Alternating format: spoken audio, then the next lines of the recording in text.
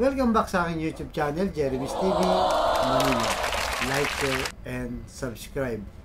Anyway, wala na pong ba ito, libre lang. Tulong mo na lang din sa kapwa mo. Alright? Thank you very much po. So, ang topic natin ngayon po, today's reflection o ang mabuting balita sa araw na ito.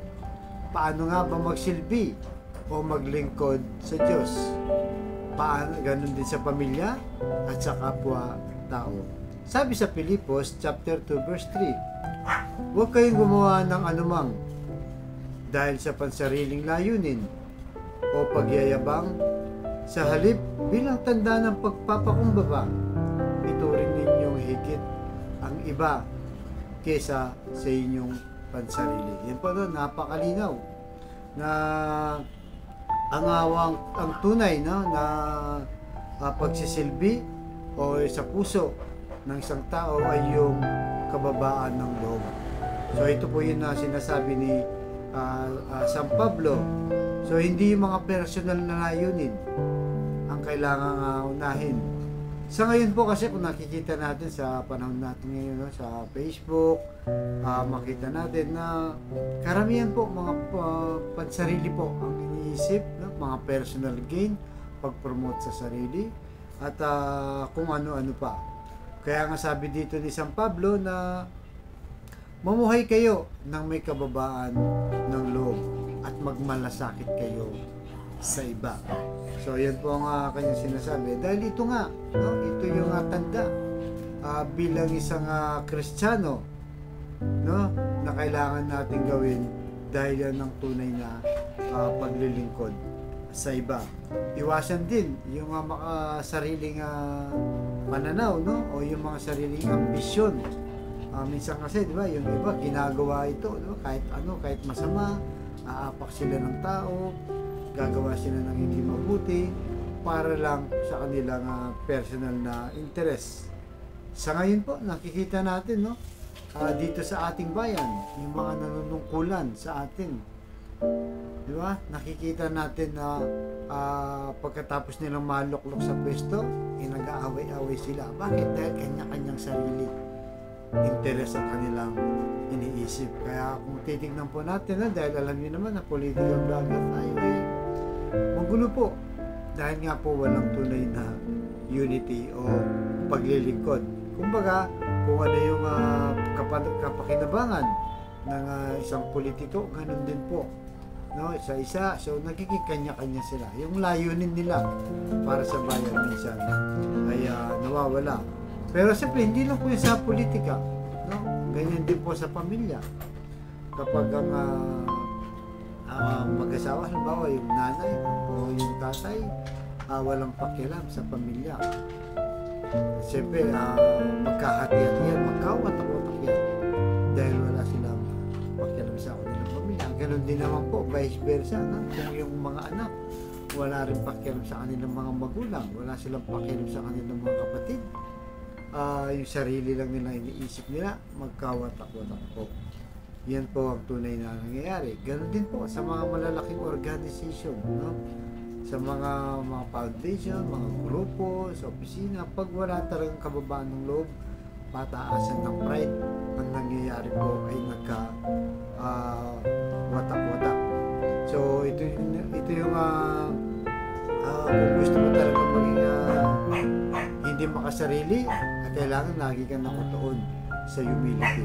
At sino po ba ang modelo natin pagdating sa humility? Wala nang iba kundi ang ating Panginoong Yesus. Diba? Kung maalala nyo sa Bible, no? Kahit Joshua, kahit siya yung leader ng kanyang mga alagad, ang ginawa niya, diba, ay inugasan niya ng paa bilang tanda ng kababaan loob. Kahit na siya yung leader, di ba? Hindi niya pinatay ang kanyang sarili, pero binaba niya para lang may pakita na ganito ang paglilingkod. So, ibig sabihin, kung alam mo na nasa sarili mo, sa buhay mo, di ba? Sa financial, stable ka na, no? Kayang-kaya mo ng buhay mo, hindi mo na kayang i-promote o ipag-ibang pa. Buksan mo na lang yung palad mo, yung puso mo para tumulong. di ba? Para makita na may kababaang loob ka.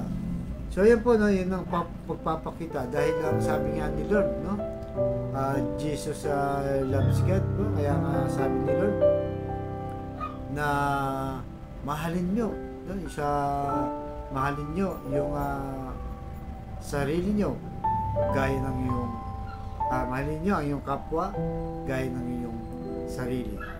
At siyempre mahalin mo ang iyong Diyos sa buong puso, buong pag-isip at buong kaluluwa. Doon lang po umiikot, no, yung maraming utos lalo na sa Ten Commandments.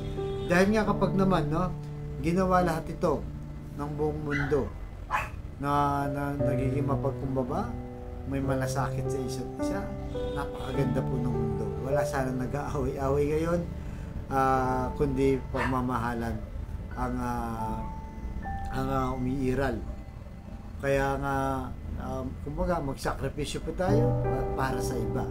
Hindi naman sinasabi ni Lord nito na pabayaan mo ang sarili mo, hindi. Kaya nga pumahalin mo ang kapwa mo gaya ng iyong sarili. Kaya siyempre mamahalin mo sarili mo, at the same time mamahalin mo ang kapwa mo. At siyempre lalo na mahalin natin ang ating Panginoong Yesus na siyang nagiging modelo natin sa pagiging humility at kababaang loob. Kaya sa pong ilagay natin sa ating puso't isipan na lagi tayong mapagkumbaba at mamuhay na may kababaang loob, tumulong sa kapwa at maging bukas palad sa nangangailangan. So tayo manalangin. Lord, i-bless niyo po ang kapatid namin ngayong nanonood sa aking vlog na malubhan po ang karamdaman. At lahat po na may karamdaman ngayon nanonood sa aking vlog, ipuhin niyo po ng iyong mapagpagaling na kamay, aplusin niyo po, tanggalin ang kanilang karamdaman. Alam naman po namin na walang imposible sa iyo kung iyong niloloob. At ganoon din po sa pamilyang nagkawatak-watak dahil nga sa walang kababaan ng loob, dahil lamang ang mapagmataas at kulang sa pasensya sa bawat isa. Ipuhin niyo po ng kanilang puso na maging mapagkumbaba, mapagpatawad at maging mababa ang loob sa bawat isa sa kanila. Pagbigis-bigisin niyo po muli para sa mga hindi nagkakaunawang pamilya. At ganoon din po sa financial na kailangan namin lahat. Lalo na po, Lord, yung mga kapatid namin walang-wala, ulit ang pambili ng 1 kilo lang ng bigas. Iniisip pa, Lord, kung paano nilirarao sa kanilang pamilya. I-bless niyo po ang aming hanap buhay para sa pangailangan ng bawat pamilya namin. At patawarin niyo po kami sa aming mga kahinahan at kasalanan. Ang lahat ng ito yung hiling namin sa matamis na pangalan ng ating Panginoong Yesus. Amen and amen. To God all be the glory. Sa ngalan ng Ama, ng Anak, ng Diyos, Espiritu Santo. Thank you very much po.